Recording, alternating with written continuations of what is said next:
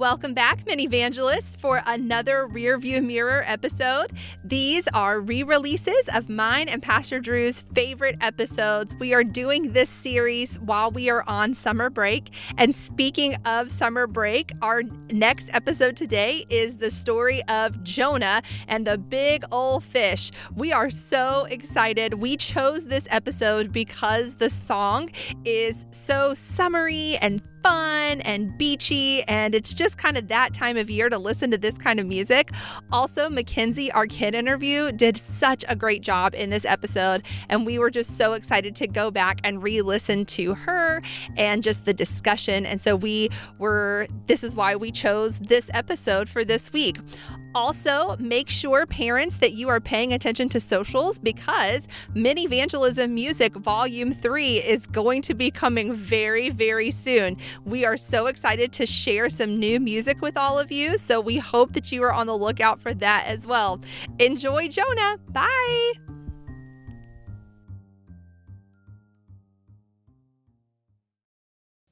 Hi, Drew. Hi, Anna. I am so excited. Are you ready to go? I'm really excited. Did you remember all the things? Yes, I've got waders. Okay. I've got a fishing pole. Okay. I've got my hat with all the different hooks on it. Okay. What do you have? I brought the nets.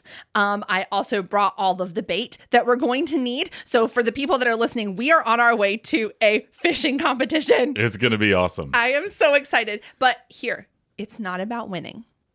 It's about domination. So. Yes.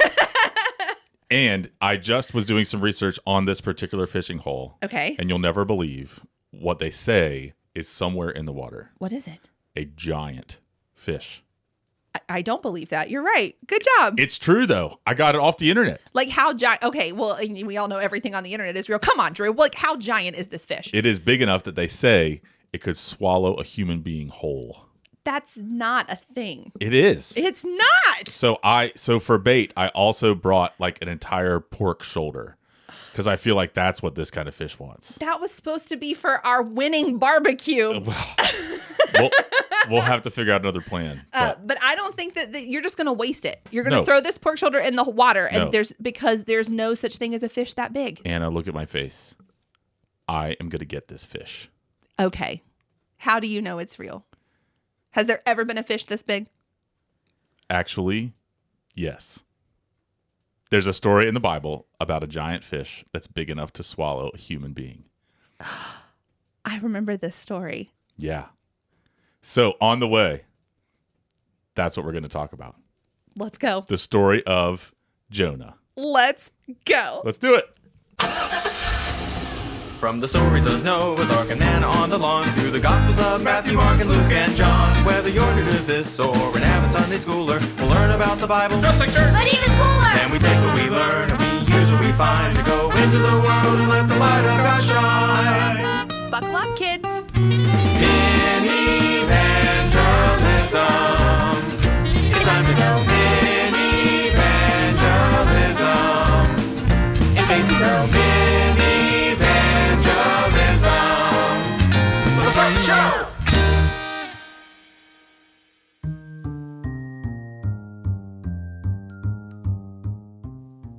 I can't believe I forgot about that story. It's one of the best in the whole Bible. I mean, it's like the quintessential like God doing big things Bible story, right? Yes. I love this story. And that's what this summer's all about. Big stories, God doing big things. Yeah. And our first big story is the story of Jonah. Yeah. And I think you have you written a song about this? I have. Is it like summery? Yeah, it's got kind of like a summer beachy vibe. Is this going to be like what we listen to during our fishing competition? I think it should. Okay. Yeah. All right, we'll put it on the radio. I've got to hear this. All right, here it comes.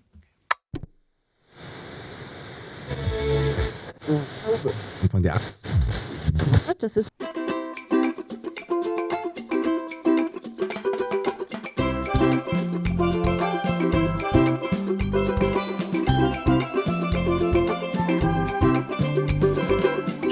was a prophet, but not a very good one. The year was 760, the king was Jeroboam the second. That Jonah thought his life would be easy. The Lord said, hey Jonah, here's what you're gonna do for me. Jonah, go to Nineveh today. Jonah, go, you best be on your way. Jonah, go to Nineveh today. Jonah, go, tell them their sins are washed away. The Lord said to Jonah, to Nineveh you're going. But Jonah said, Noah, and to Tarshish started rowing. He hated the people that God planned on saving. The boat that he fled on started rocking and waving. Jonah, go to Nineveh today. Jonah, go, you best be on your way. Jonah, go to Nineveh today. Jonah, go, tell them their sins are washed away.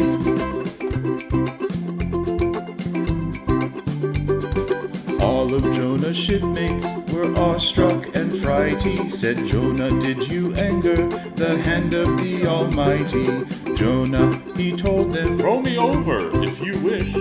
They did, and then Jonah was swallowed by a big fish. Jonah, go to Nineveh today. Jonah, go, you best be on your way. Jonah, go to Nineveh today. Jonah, go, tell them their sins are washed away. Down in the fish's belly, Jonah was wailing. For 3 nights he sat there, thinking about his failing. He cried out to the Lord with a passionate speech. Lord have mercy. And the Lord let the fish spit him back onto the beach. Jonah, go to Nineveh today. Jonah, go, you best be on your way. Jonah, go to Nineveh today. Jonah, go, tell them their sins are washed away.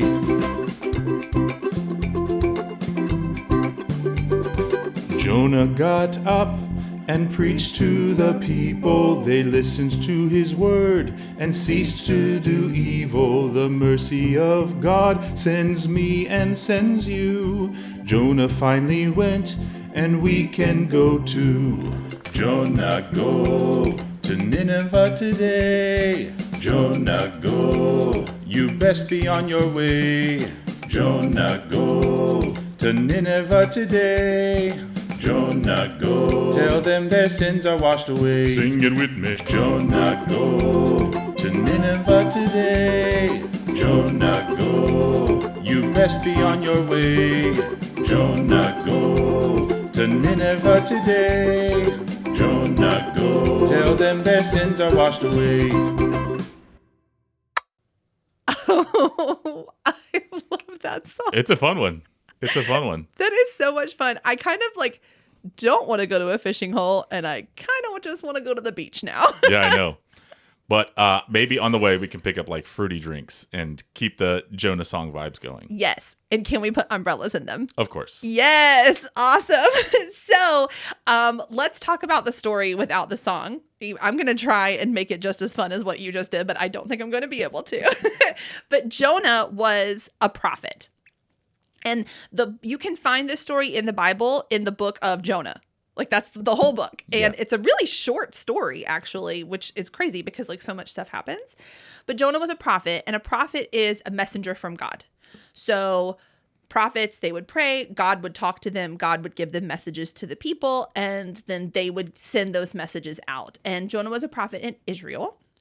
And then one day God says, I need you to go to Nineveh. And Nineveh was a kingdom full of very not nice people. That's right. Like they were dangerous. And God, not only did he want Jonah to go to this very dangerous city, but he wanted him to tell all of the people, the Ninevites, that what they were doing was wrong and that God was about to destroy their city. Have you ever had to deliver bad news to someone that you knew was not going to take it well? Yes. And how'd that go? It's usually pretty hard. It's like we have in my family there are two people that like to know a plan, And if that plan changes, we do not like it. And so I have had to change the plan on my friend, my other family member who shares this personality trait, and said, I know we said that this was going to happen. It is not going to happen. Yes. And it's very hard to do because you're going to disappoint somebody. Yeah. I have the same thing. There's a member of my family where like, we're going to move heaven and earth to make sure that we don't have to deliver this bad news. Right. Because if the bad news gets delivered, nobody's going to be happy. Right. Right. But part of it for Jonah is not just that it's bad news, is that he hates these people. Yeah. Like he doesn't want to go and speak the word of the Lord there because he's kind of afraid. In fact, he kind of knows that if they hear the word of the Lord is going to forgive them. Mm-hmm. And he doesn't want them forgiven. Right. So it's one, he's a little bit scared of how they're going to take it. Yeah. And two, he doesn't want to give them a chance. Right. Like everybody was kind of waiting for Nineveh to get wiped out. So Jonah, he's like, no, I'm going to pretend like I didn't hear that message from you, God. And he gets on a boat and he sails to this other land, or he starts sailing to this other land called Tarshish. Now, Tarshish I looked it up, is in Spain. Yeah. So he was going far away in the opposite direction. As far as he could. But while he's on the boat, a big storm comes up and it's bad. Like they can't row the boat. The waves are tossing and turning, and everybody on the boat is praying to their God. And they go to Jonah and they're like, you need to pray to your God. Like we're all praying to our sea gods or whatever. And like, who is your God? And he's like, well, my God is the God of the land, the sky, and the sea. And that kind of scared them a little bit because they had never encountered a God that was like God of everything. And they were like, we got to see who's at fault. So they talk amongst themselves. They end up finding out like it's Jonah's fault. And Jonah's like, the only way that this is going to get better is you got to throw me off the boat. And they're like, no, we can't do that. Like, we don't want to anger your God even more. And he's like, no, you're actually going to make him kind of happy. And so they throw him off the boat. And instead of drowning, Jonah gets swallowed by a big fish. A really big fish. A really big fish. And some people say it's a whale. Some people say it's a fish. We don't really know, but he gets swallowed. I saw one picture where it looked like a shark. Oh, that's scary. Yeah. I saw one where it looked like a sea monster, which was kind of cool. But anyway, he gets swallowed by this sea creature, and he's in there for 3 days and 3 nights. And he realizes that what he did was wrong, and he prays to God, and he's like, please forgive me. I shouldn't have done this. And so then the fish swims close to shore and throws him up. Yeah. Like, bleh. So now Jonah is... Oh, make the sound again. It's fun. Bleh. Yeah. So now Jonah is... Okay, one more time. Thank you. Jonah is on the beach. He's covered in sand and fish puke. Yes. So he doesn't smell good. I'd like to imagine he cleans himself up. He goes to Nineveh and he tells everybody, hey, God's going to destroy you. You're not doing what you're supposed to do. And the Ninevites, instead of getting mad at him, they take him to the king. And the king hears that they have upset this God. And the king is like, well, we need to change it. And he makes a decree, and they all put on sackcloth, which is like this really itchy fabric. They start repenting. They pray for God's forgiveness. They're fasting, which means they're going without food. And they do all of the not necessary steps, but they are really sorry. Like the king is really sorry. And the people are really sorry about this. And the king is kind of like, we're going to worship this God, and we're going to do whatever he commands. And God spares them. He doesn't destroy the city. And it makes Jonah really mad. And so Jonah leaves Nineveh. He perches himself up on a cliff to like watch the city. And he sets up a shelter, and God causes this giant plant to grow to give Jonah shade. But then the next day, God provides a worm that comes and eats the big old plant. And Jonah's like, what the heck? And God is like, why are you so concerned about this vine? I made it, and you did nothing for it. And you're concerned about this plant, but you weren't concerned about the like thousands of people in this city who I also made, who I also took care of. And then it just kind of ends. Yeah. The story ends with Jonah getting a talking to. And that's the story. And it's huge. And it's kind of confusing but it's also really cool. It is. I love this story. It is. It reminds me of like a cartoon. Like there's like the things that are happening in it are the kinds of things that I would see in like a cartoon or a graphic novel. It's very entertaining. Yeah. And really interesting. Yeah. And it's just, you see God doing things really differently and using, I like that he uses a lot of nature in this particular story. So the competition doesn't start for a while. Right. So I'd actually like, if you don't mind, I want to talk to a friend of mine about this. So I have a friend, her name is Mackenzie. And I feel so silly for forgetting this story because Mackenzie actually emailed us a while ago and like asked for us to talk about this story. Oh, perfect. So clearly she knows this story. So I think I want to talk to her to like get a little more info and like see what she knows about it. Please. All right. So I'm going to pull over here. Will you please check all of the supplies that we have? If you need to run out and get more, go ahead and do that. If we need a bigger net, because apparently I didn't realize we were catching a giant fish. So do what you got to do, and I'll be right back. I'm going to tenderize this pork bait. Okay. Bye. See ya.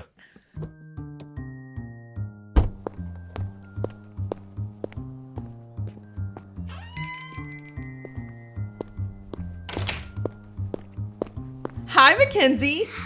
Hi. It's so nice to finally meet you. How are you today? Good. Good. Okay, so I want to talk to you about one of my favorite stories in the Bible, and it's actually a story that you asked us to do. We are going to talk about Jonah and the big fish. Do you know that story? Yes. Yes. Why did you want to hear about this story? Because I just like it, and I like to know what it tells us. Oh, I love that. So we've kind of already talked about it. I've already talked about it in the van with Pastor Drew, where, Jonah told to go to Nineveh, doesn't, gets on a boat, thrown out, swallowed by a fish, all that stuff, right? We kind of know all that. When you were reading this story, what are some things that made you curious? Like, what are your I wonder questions? How big was the fish? How big was the fish? Ooh, what do you think? If it was a little fish, he would be so squished. But if it was as big as this room, he would be able to walk around and stuff. Oh, do you think that he got up and just walked around inside of the fish? No, I think he sat down and he was praying while he was. Ooh, that's really exciting. Here's an I wonder I have for you. How smelly do you think it was inside that fish? Lots. A bunch. You think it was really smelly? Yeah. Do you like being in the dark? Not really. Me either. Could you imagine being in the dark for 3 days? That would be pretty scary. Yeah. Yeah. And nights. And nights, you're right. Oh, man. Oh, well, what's another I wonder question that you have?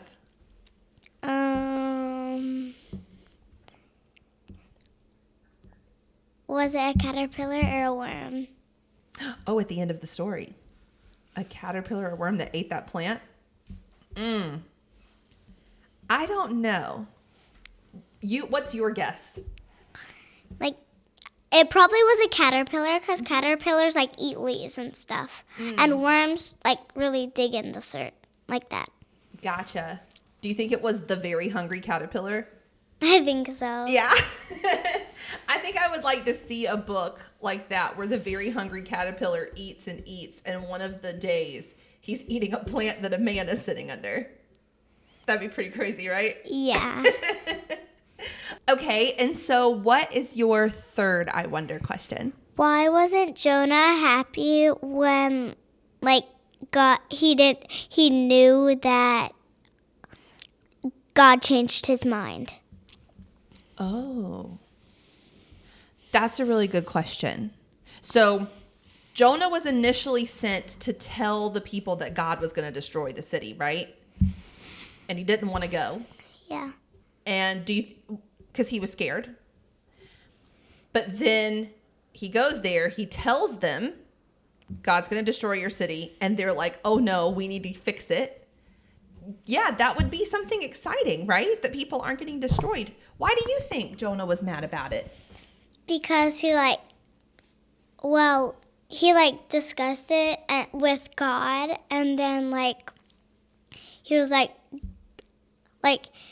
he like wanted that to happen, kind of. Yeah. He wanted that to happen because like they were mean. Why? Like he was kind of like, why did they turn back? Because they didn't want to get destroyed. Yeah. It's kind of like if somebody's mean to you, you want them to get in trouble, right? Because they're bad guys. Yeah, kind of.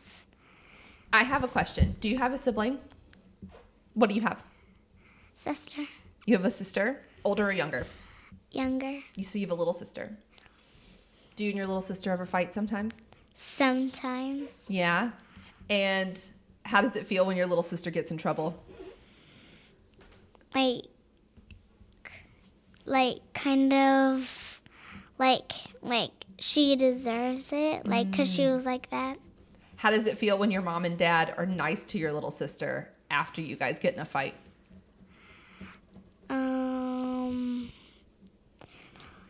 It feels like kind of like sad or something like that. Yeah. Yeah, because you want her to get in trouble. Maybe that's how Jonah felt.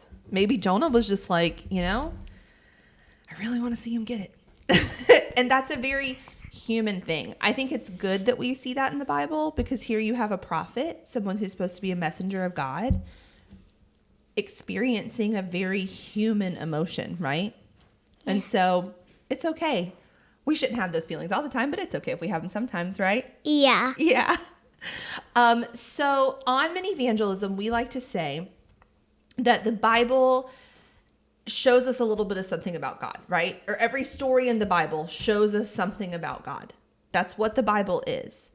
So in the story of Jonah, where are we seeing God, or what do we learn about God in this story?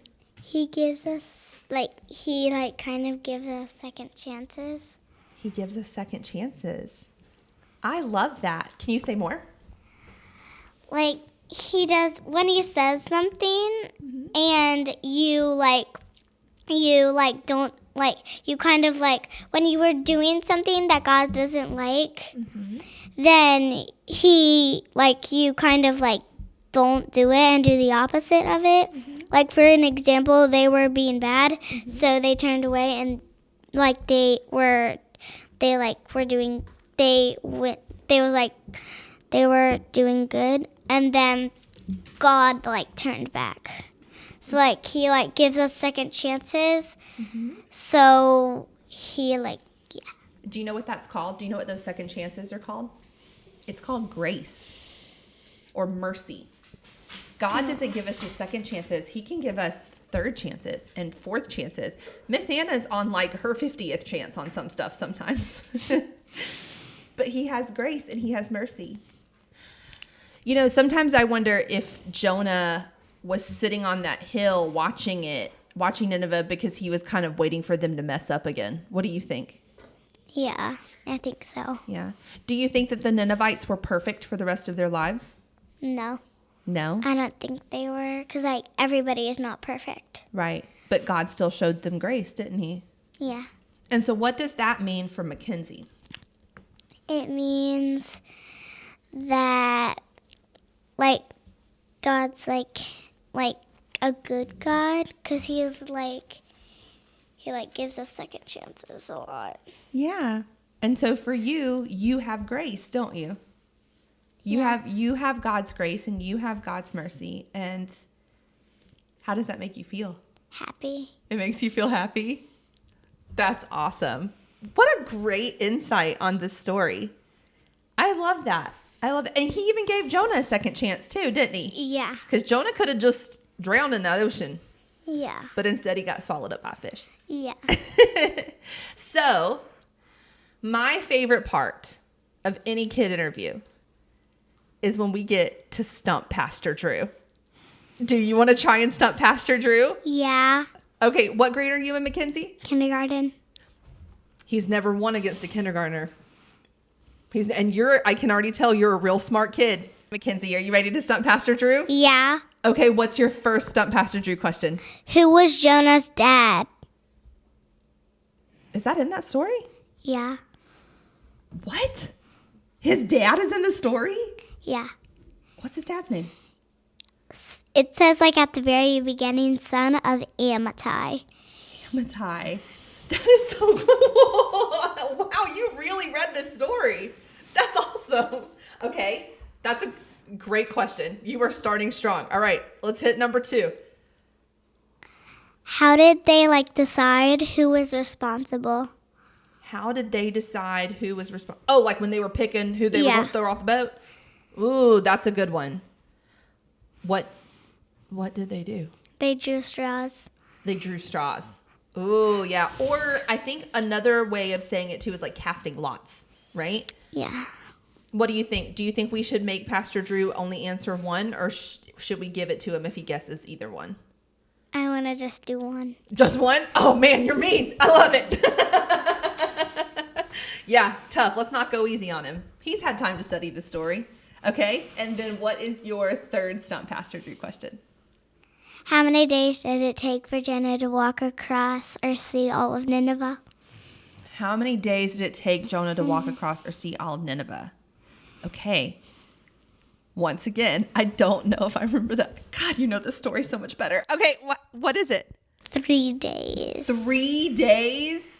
Again, 3 days. Again with the 3 days. I love that. Mackenzie, I am very excited for you to stump Pastor Drew. So normally when we have kids at our church stump him, they get a free high five. And we don't live too far away from you. So I think if you stump him, we should make him come over here and get you a free high five. How about that? Yeah.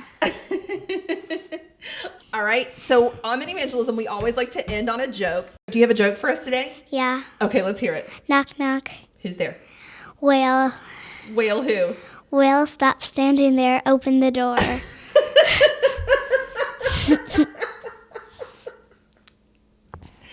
It was themed. It was an A+ pun. You knocked it out of the park. High five. I'm going to go ahead and give you a high five.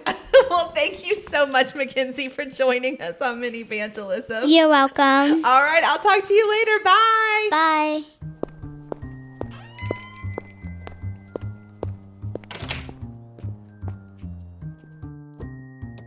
Okay, I'm back. Welcome back. Mackenzie is so smart. Oh, fantastic. She's so smart. And like the way that she looked at this story was really cool. Like I know why she asked for it now, because this is like one of her favorite stories in the Bible. Oh, good. And she's just a really neat kid. That's great. So let's talk about it. So she had some pretty good I wonders. Her first I wonder, and this is an I wonder I think we all have. How big was that fish? Apparently big enough. Yes. That's what she said. She was like a little, she said it could have been a little fish and Jonah just was very squished inside. Yeah, if you have to spend 3 nights in a fish, do you want a big fish where everything's like sloshing around in there? Or do you want a small one and you're the only thing in there? Right. I don't know. Sleeping bag. I think there's no good way to spend 3 nights inside of a fish. No. So I don't know. Do you prefer to be in like big open spaces or like small kind of cozy spaces? I actually kind of like cozy spaces. So I would go for a medium fish. But a medium fish would not hold me. But so clearly this is like an act of God. Yeah. That somehow God has made this fish and made this fish so that Jonah can actually live in there for a few days. Yes. Have you ever seen Pinocchio? Yes. You know when he gets like swallowed, like Geppetto gets swallowed by the whale, and he's got like furniture, yes, and like is able to build a fire. Yes, it's a very old Disney movie, and it actually is part of how when I heard this story, that's what I pictured. Yeah, is that whale from Pinocchio? So yeah, that's a good I wonder. Mm-hmm. So her second I wonder is the worm that comes and eats the plant. Was it a worm or was it a caterpillar? Ooh. Like a very hungry caterpillar? Yes. Because she's like, worms don't really like eat plants. They kind of like do stuff in the dirt. But like caterpillars, they eat plants. That's a good question. And yes, the very hungry caterpillar ate up a whole tree. I would love to see a rewrite of the very hungry caterpillar. And it's like, and on Monday, he ate Jonah's plant. That would be fantastic. Yeah. So I just thought that was a really cool I wonder of like, she's like, okay, I need to know what kind of fish this was. And I kind of need to know about the worm. Like, Absolutely. What kind of worm was it? But anybody that does gardening and stuff like that, worms are a problem. Like the wrong kind of worm and the wrong kind of plant can kill the plant. Right.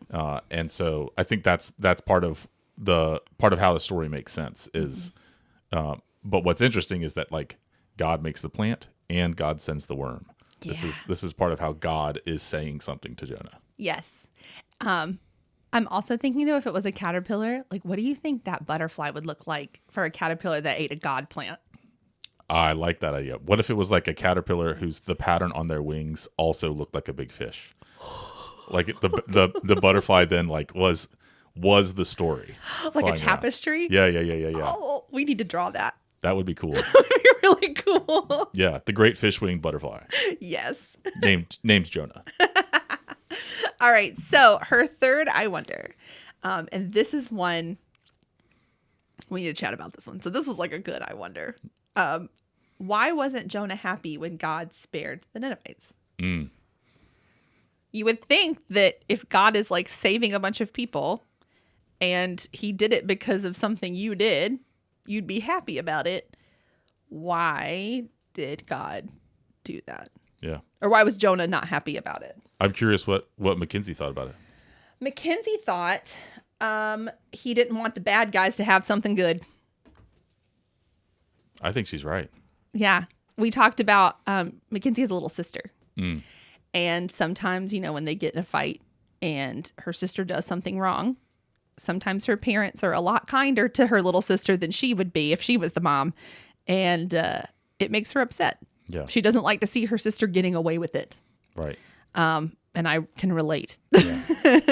Yeah. And part of how we understand the story is that the Ninevites are enemies of Jonah's people. Yeah. And we know from other stories that they really are enemies. Like they are not good people making mistakes. Like they are mean people. Yeah, they would leave Nineveh and come to Israel to do bad things. Right. And so they are real enemies. And so just like you just said, like you can imagine if you have real enemies, you don't want to see them happy. You don't want to see them forgiven. You don't want to see them taken care of. And so we can kind of understand that. The weird thing is that Jonah is a prophet. The prophets are supposed to like do what God says. Yeah. But Jonah's so angry about what God might do and then what God does that Jonah runs away. Yeah. That Jonah says, I don't even want to obey God because I can't stand those people so much. Right. And Jonah even says, I know what you're going to do, God. I know you're going to forgive them. And I'm not going to let you do that. I'm not going to be a part of that. And so it's because Jonah knows God is forgiving that Jonah runs away and doesn't want to be a part of their forgiveness. Yeah. And like, again, prophets are supposed to say yes to God. Yeah. So that's part of what's weird about the story. Part of what makes sense, I think, to us about the story is it is a hard thing to see somebody who is mean to you or an enemy have good things happen to them. Exactly. And, also too, like, Jonah, you ran away and God saved you in the belly of a fish. Like, come on. and in the belly of the fish, Jonah even says, like, God, you're a merciful God, and all this, like, your mercy knows no bounds and things like that. And then he just can't get it right. Right. And that's okay. And part of what I think the story says is, dear Jonah, you don't get to change God. Yeah. That God is going to be God. And you don't get to decide who God forgives and who God doesn't. Yeah. Which is an interesting thing. Like in some ways it's good news, in some ways it's bad news. Yeah. Yeah. Definitely. All right. So then, on Minivangelism, we always like to talk about God is in every story. And so what does this story tell us about God? And I loved Mackenzie's answer because it was very different than the answer that I had always thought about. God gives us second chances and even more. That's what she said. He gives us second chances and even more. I love that. Jonah got a second chance. The Ninevites got a second chance. But if we look at our own lives, when we make mistakes, we're given second chances, but sometimes we're given 50 chances. Sometimes we're giving 100 chances. God is going to have mercy on you. Mm-hmm. And that was the read that she got on that. And I just thought that was really cool that Mackenzie, I'll tell you her age later, but for someone so young to understand that. And we talked about like, that's called grace, is when God gives you extra chances. For someone so young to already see what God's grace looks like, I don't know. I just think it's really cool. Yeah. What Mackenzie's ideas make me think of is, God could have told Jonah to do this. Jonah doesn't do it. And God just goes and gets another prophet. Right. Yeah. Prophets weren't in short supply. What's interesting is it's like God is saying, no, I want to do this with you, Jonah. Mm-hmm. You're the one who I want to do this. Mm-hmm. And I will give you multiple chances because I want it to be you that does it. So it's not just that God is going to do what God wants to do. It's that God is going to do what God wants to do, but God chooses to do it with and through ordinary people. Mm-hmm. And God calls them to do special work. And it's not just to get the work done. It's so that person can be the one who's a part of the work. So the book is called Jonah, and it could have been a different story with another prophet's name, but it's like, no, God wants to do this story with this particular person, perhaps even because he's going to take multiple chances. And I want my people to know that I will give you multiple chances. Yeah. Which is, I think, really good news. Mm-hmm. And we talked about with the Ninevites, like, I was like, do you think that after they repented and fasted and prayed, the king was like, this is the God we're going to worship. Do you think that the Nineveh was then perfect for the rest of time? And she was like, no. But in history, there's no record of Nineveh being destroyed by God. Right. And so, yeah, they were going to mess up again, but God was still going to give them another chance, right? Because they are people that he created. We are all creations of God. And that's what God says at the end. Like, all of these people down in Nineveh, I've been taking care of them for so long, and they just needed to know about me, and they needed to know, how to live better lives. And, God cared for them. Right. And that's why he has so much mercy and grace, I think, for us, and compassion. Yeah. And the story is not the story of how the Ninevites got forgiven. Mm-mm. It's the story of what God did with Jonah. So there are two transformations that are happening in the story. One is the transformation of the Ninevites from being people who are evil to be people who now worship God or try to obey God. But the other is the transformation happening in Jonah's life of him coming to accept this God who happens to be a forgiving God.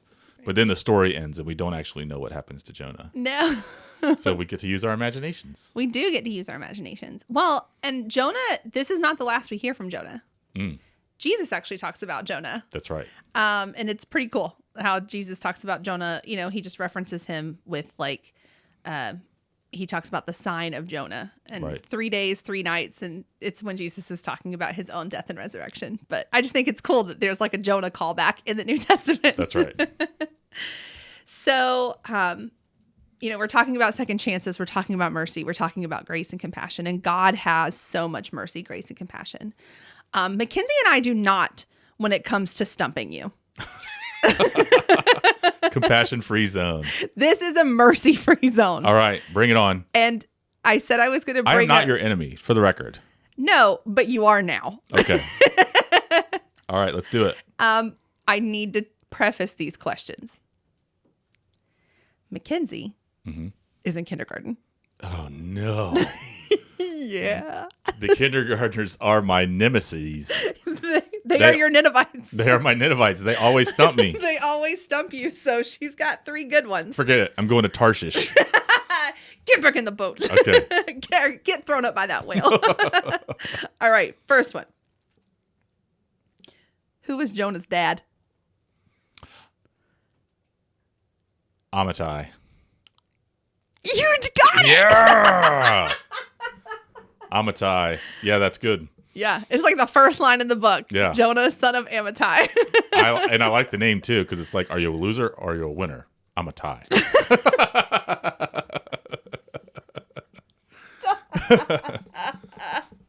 I love that. Okay. All right. How did they on the boat decide who was responsible? Oh, good question. Like, how did they figure it out? They cast lots. Yes. Yes! Except, no. Oh. Because Mackenzie's interpretation had something else. And she was like, I was like, well, it could be casting lots or this. So how about we give it both? And she was like, no mercy. He has to choose the one that I did. What's the one that she chose? You have to guess. Drew straws. Yes! Oh, yeah! All right. Mackenzie, I feel like wherever you are right now, you are helping me. You are sending me.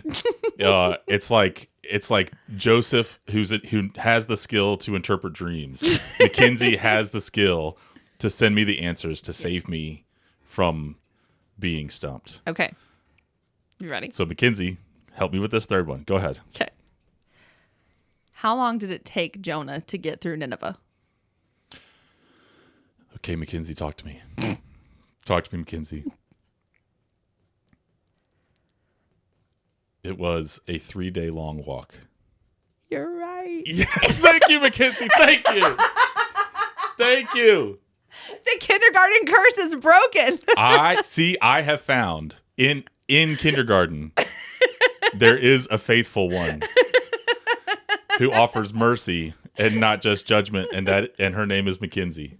I will say it's the end of the school year, so she's practically a first grader at this point. Yeah. Great stump questions, and I give Mackenzie the credit for knowing the answers. I think she prayed that I would remember. Yeah. So Mackenzie, next time I get to see you, I'm going to make sure to give you 2 free high fives. I love that. Yeah. I love that. Yeah. Well, and she got a high five from me because she stumped me on all of them. That's great. Yeah, it was not pretty. I love it. Dang. Man. Now I'm just going to sit on this hill and wait for the plant to grow because I just need to see you fall. Well, anyway, thank you so much, Mackenzie. She's just, like I said, she's such awesome. a cool kid. And yeah, I really like talking to her about this story. Well, Anna, you brought up Jesus. Do you mind if I share? That's one of the coolest things about this story is that it's one that Jesus talks about. Yeah. Can I just kind of talk about that for a second? If you need to talk about Jesus, you talk about Jesus. So in the Jonah story, we're seeing the story of somebody who refuses to do the will of God. Yeah. That he's told, go and do this. Jonah says, I don't want to. I hate those people. I'm not going to do it. He runs away. Eventually, he then gets swallowed by a fish 3 days under the earth in the sea, and then gets spat back up, and against his will goes and does the least possible thing. Mm-hmm. What Jonah actually says is, y'all have 3 days and then you're toast. And it's not, he doesn't say, repent and the Lord will save you. He doesn't say the Lord wants to forgive you. He just says, warning, you're about to die. Mm-hmm. Like he doesn't even really do a good job, but God still forgives them. It's still enough miraculously. Mm-hmm. And then Jonah ends the story angry. The same pattern of the story happens in the life of Jesus. Jesus is one called by God to go to people who are not doing the right things. But Jesus doesn't run away. Mm-hmm. Jesus runs toward. Jesus doesn't refuse to do what God is asking him to do. Jesus does exactly what God is asking him to do. Jesus doesn't reject the people. The people reject Jesus. And ultimately, they put him to death, and he spends 3 days under the earth in a grave. And then the earth, by God's power, spits him back up, and he's alive. And he comes back, and he's not angry. Yeah. In fact, he is saying, I am still the one who wants to save you. I'm still the one who wants to grant you mercy. And so at one point in Jesus' ministry, everybody is saying, come on, Jesus, give us a sign that you're really who you say you are. And Jesus says, the only sign I'm going to give you is the sign of Jonah. Yeah. I'm gonna Jonah you in a way that Jonah refused to do. I'm going to talk to you, love you, tell you about the mercy of God. And even when you kill me, I'm not going to stop. So Jesus is like the opposite of Jonah in that way. Mm-hmm. And Jesus is the one who grants mercy even to Jonah. Yeah. Even to us when we don't want to do the will of God because we don't want to see our enemies blessed. Jesus is the one who loves us and grants us mercy anyway. And I just love how those two stories line up. Yeah. And when Jesus came back from being underground, he cooked them fish. He did. So there's fish in the story too. I love it. Yeah. It's just, yeah, this is a cool story. And like I said, if you are ever wanting to read the story in your Bible, it's a really short story. I think it was like, we counted up as like 48 verses or something like that. Like it's a really easy read. So go ahead with your grown-ups, kids, and look up the story of Jonah and read it together. See what you can find that maybe we also haven't been able to find. Right. And whenever you go fishing or you eat fish sticks, remember the story. Absolutely. And the next time that you realize there's somebody that is your enemy or you don't want good things to happen to them, remember the story. Yeah, remember the story. Okay, well, we're here. It's time.